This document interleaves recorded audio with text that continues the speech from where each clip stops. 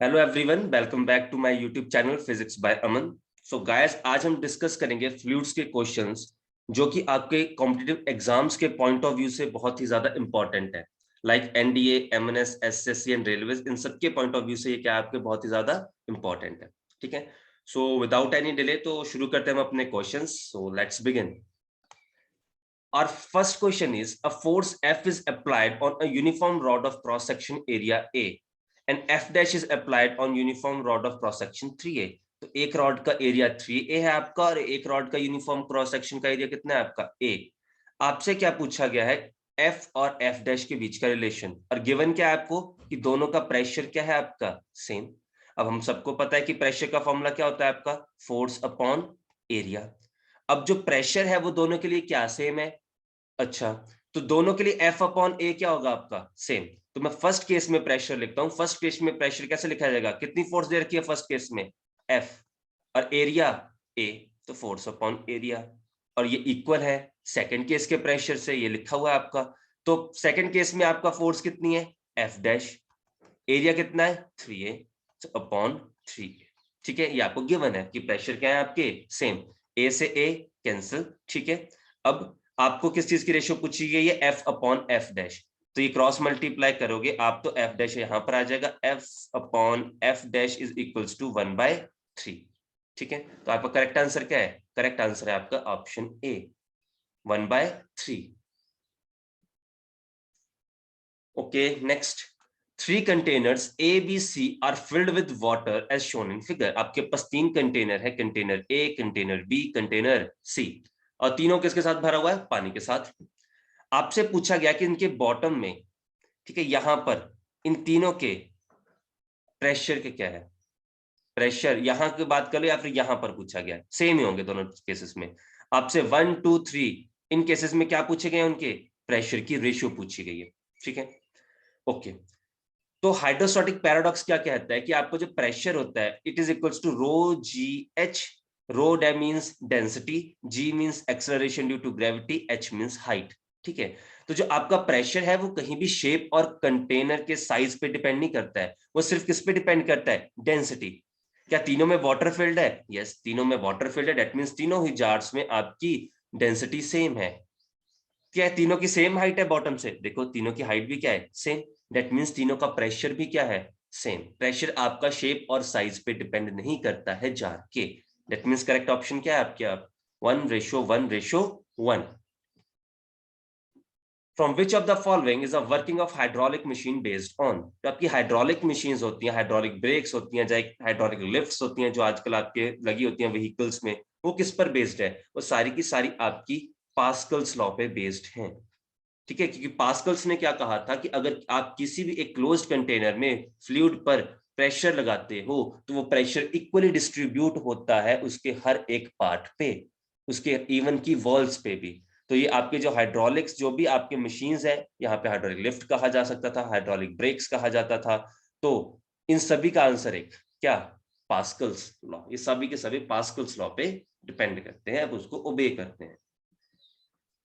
Okay, on which of the following option is a continuity equation based।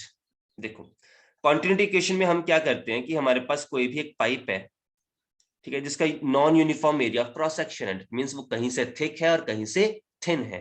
ठीक है, अब यहां का एरिया ऑफ क्रॉस सेक्शन ज्यादा है, यहां का एरिया ऑफ क्रॉस सेक्शन कम है, मतलब यहां से थिक है आपकी और वहां से क्या है आपकी थिन। अब इक्वेशन ऑफ कंटिन्यूटी क्या कहती है, यहां से जितना वाटर एंटर करेगा, यहां से जितना वाटर एंटर करेगा वो इक्वल होगा जितना वाटर यहां से क्या करेगा, लीव करेगा। तो जितना वाटर एंटर करता है इट इज इक्वल्स टू जितना वाटर लीव करता है। कोई भी पानी अंदर स्टोर नहीं होता, क्योंकि जो पाइप्स होती हैं वो स्टोरेज डिवाइस नहीं है आपकी। पाइप एक चैनल है जो आप एक जगह से पानी को दूसरी जगह पर लेके जा सकते हो। ठीक है, तो हमने क्या बात करी कि पाइप है, पाइप के अंदर जितना एक साइड से वाटर एंटर करता है उतने दूसरे साइड से वाटर क्या करना चाहिए, लीव करना चाहिए। जितना पानी अंदर जाएगा उतना ही पानी बाहर आएगा। दैट मीन्स ये किस पर बेस्ड है, law of conservation of mass पे बेस्ड है आपका इक्वेशन ऑफ कंटिन्यूटी। वॉल्यूम पर भी बेस्ड है, it is also based on law of conservation of volume. What will be the relation between H and L? ठीक है, तो एक ट्यूब है जहां से आपका वाटर फ्लो कर रहा है, आपके पास दो उसमें छोटी छोटी ट्यूब्स और लगी हैं, एक में हाइट H है, एक में हाइट L है। आपसे ये पूछी गई है कि किसकी हाइट ज्यादा है या किसकी आपकी हाइट कम है। ठीक है, इक्वेशन ऑफ कंटिन्यूटी क्या कहती है कि area is inversely proportional to velocity. ठीक है, तो जहां का एरिया आपका ज्यादा होगा वहां की वेलोसिटी कम। ठीक है, ओके, एरिया ज्यादा कहां का है, यहाँ का एरिया ज्यादा है, तो मींस यहां पर पानी की वेलोसिटी क्या है आपकी, कम। और बर्नौलीज आपको क्या बताता है, बर्नौलीज आपको ये बताता है कि pressure is inversely proportional to velocity. तो जहां की वेलोसिटी कम वहां का प्रेशर ज्यादा, दैट मींस यहां का प्रेशर ज्यादा है। अच्छा, और गॉस प्रेशर में आपने क्या किया, प्रेशर का formula P is equals to H rho G। Pressure is directly proportional to height, तो जहां का प्रेशर ज्यादा वहां की हाइट भी ज्यादा, that means H is greater than L। तो यहां पर आपके तीन कंसेप्ट लगे हैं, पहला लगा इक्वेशन ऑफ कंटिन्यूटी, फिर लगा बर्नौलीज इक्वेशन, फिर लगा गॉस प्रेशर का इक्वेशन। तो इन तीनों का बेस्ड है आपका ये। ठीक है, ये आपका हो गया H is greater than L. Next, water having density rho steadily downwards in a given tube. What is the relation between PA and PB? तो यहां पर भी सेम टू सेम वही कंसेप्ट लगेगा आपका। इक्वेशन ऑफ कंटिन्यूटी का सबसे पहले शुरू करते हैं। Area is inversely proportional to velocity. जहां का एरिया ज्यादा वहां की वेलोसिटी कम। देखो यहाँ का एरिया ज्यादा है, दैट मींस बी पॉइंट पर वेलोसिटी क्या है आपकी, कम। और जो आपका प्रेशर होता है, pressure is inversely proportional to velocity, तो जहां की वेलोसिटी कम वहां का प्रेशर ज्यादा। यहां पर वेलोसिटी कम है तो यहाँ का प्रेशर क्या होगा आपका, ज्यादा। तो करेक्ट ऑप्शन क्या है आपकी, पीबी इज ग्रेटर देन पीए। जो आपका पीबी है वो पीए से क्या है आपका, ग्रेटर है।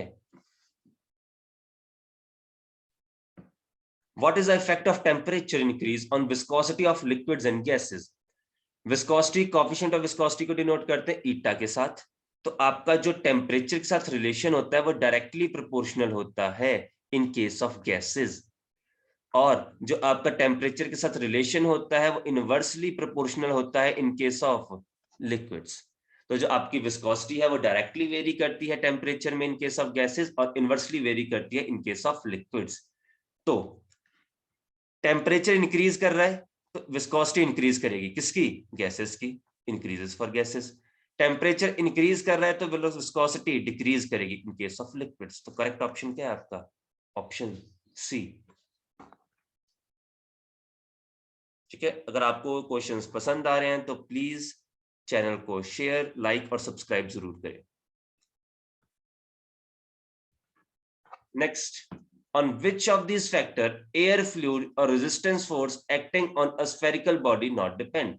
जो आपकी एयर फ्लूइड होता है ना, आपका एयर रेजिस्टेंस होती है, जो एयर आपको रोकती है, एयर क्या करती है आपको, रोकती है। ठीक है, वो किस पे डिपेंड नहीं करती है। या फ्लूइड की रेजिस्टेंस, फ्लूइड रेजिस्टेंस का यहां पर मतलब क्या है उनका, viscous force.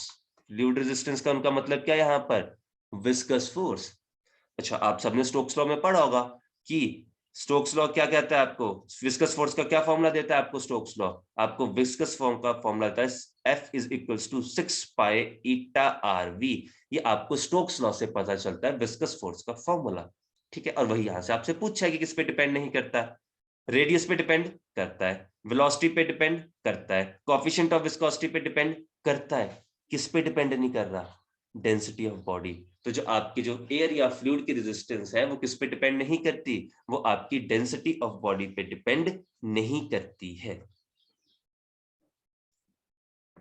Surface energy is, ठीक है, जो सरफेस एनर्जी होती है वो क्या होती है, देखो एक बीकर है, ठीक है, बीकर के अंदर यहां तक आपके क्या भरे हुए हैं, यहां तक आपके वाटर या कोई भी फ्लूइड भरा हुआ है, जो पार्टिकल्स बिल्कुल बॉटम पर है।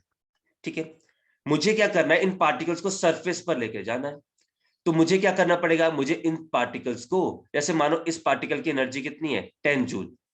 अब अगर इसको सरफेस पे जाना है तो इसको एक्स्ट्रा एनर्जी चाहिए, कितनी, 5 जूल। इसको एक्स्ट्रा एनर्जी चाहिए सरफेस पे जाने के लिए, तो मैंने इसको 5 जूल एनर्जी दे दी। जब इसको 5 जूल एनर्जी दे दी तो यहां पहुंच गया। अब इसके पास टोटल एनर्जी कितनी है, 15 जूल। तो जो सरफेस पर मॉलिक्यूल्स होते हैं उनके पास एनर्जी ज्यादा होती है as compare to molecules at inside. तो सरफेस एनर्जी क्या होगी? Extra energy that molecules at the surface have relative to the molecules inside the liquids. जो सरफेस पर जो आपके मॉलिक्यूल्स होते हैं उनके पास एक्स्ट्रा एनर्जी होती है as compare to molecules inside liquid, उसे कहते हो आप surface energy. Okay, which of the following contribute to the reason behind the origin of surface tension? जो सरफेस टेंशन होती है, सरफेस टेंशन क्या है? आपकी एक लिक्विड की प्रॉपर्टी है जिसकी वजह से लिक्विड क्या चाहता है कि उसका एरिया कैसा हो? लिक्विड ये चाहता है कि उसका एरिया, सरफेस एरिया मिनिमम हो। और वो किस तरह से बिहेव करता है? वो बिहेव करता है एज अ स्ट्रेच्ड मेम्ब्रेन। तो ये आपकी सरफेस टेंशन एक प्रॉपर्टी होती है जिसकी वजह से लिक्विड में ये दो क्या आते हैं? गुण आते हैं उसके अंदर। ठीक है, अच्छा, इनके पीछे का मेन रीजन क्या है? इनके पीछे का रीजन है कोहेसिव और adhesive forces. Both cohesive and adhesive forces are the cause of surface tension, are responsible for the phenomena of surface tension. Okay. The rise in level of liquid in tube is H. यहां पर पहले ही बात आ गई level का rise करना, तो सीधी सी बात है यहां पर क्या लगेगा आपका? Ascent formula. असेंट फॉर्मूला क्या होता है आपका हाइट का? H is equals to 2t cos theta c by r rho g। ये है आपका असेंट फॉर्मूला। ठीक है, what will be the rise in the level if same amount of liquid is poured in a tube of half the diameter? That means अभी इन्होंने क्या कर दिया? इन्होंने डायमीटर हाफ कर दिया। ठीक है, तो यहां पर तो रेडियस दिया हुआ है। अब पहले तो मेरे को इस फॉर्मूले को रेडियस के डायमीटर में चेंज करना पड़ेगा। रेडियस क्या होता है डायमीटर का? हाफ। तो मेरे को यहां पर r की जगह क्या लिखना पड़ेगा? d/2। अब ये 2 कहां चला जाएगा? ऊपर चला जाएगा। तो मेरे पास इन द एंड क्या इक्वेशन बनेगी? मेरे पास इन द इक्वेशन बनेगी 4 और यहां आएगा d। तो ये मेरे पास हाइट का फॉर्मूला है इन टर्म्स ऑफ डायमीटर। अच्छा, अब डायमीटर को क्या किया गया है? डायमीटर को हाफ किया गया है। तो यहां पर मैं d की जगह क्या लिख दूंगा? d/2। ये 2 कहां चला जाएगा? ऊपर। तो मेरे पास h का फॉर्मूला क्या बना? 2 into 4t cos theta c by d rho g। ये किसका फॉर्मूला आ गया? न्यू हाइट का। और ये किसका फॉर्मूला है? ये आपकी ओल्ड हाइट का फॉर्मूला है। यहां से ये किसका फॉर्मूला है आपका? ओल्ड हाइट का। तो आपके पास आ गया new height is equal to 2 times old height. तो आपके पास क्या आंसर है? 2 टाइम्स उसका लेवल बढ़ जाएगा, 2 टाइम्स उसकी हाइट राइज कर जाएगी। ठीक है, करना कहां से? ये असेंट फॉर्मूला से आपका। ये भी वही है सेम टू सेम, यहां पर भी वही concept. The rise in level of liquid in tube is h if half the amount is poured outside। if half the amount is poured outside, ये आपका फॉर्मूला सेंट फॉर्मूला का। इन्होंने कहा कि जब ट्यूब में लेवल में तक पानी भर गया ना, उसके बाद इन्होंने क्या किया? उसके बाद इन्होंने थोड़ा सा पानी बाहर फेंक दिया। तो आपका नया लेवल का राइज क्या आएगा? क्या यहां पर कहीं भी आपके अमाउंट ऑफ लेवल पर या फिर अमाउंट ऑफ फ्लूइड पर डिपेंड नहीं करता वो? कौन? हाइट। कोई फर्क नहीं पड़ता, आप चाहे आधी ट्यूब को बाहर पोर्ड कर दो या पूरी को पोर्ड कर दो या फिर थोड़ी सी पोर्ड करो, इन द एंड आपकी हाइट सेम टू सेम ही रहने वाली है।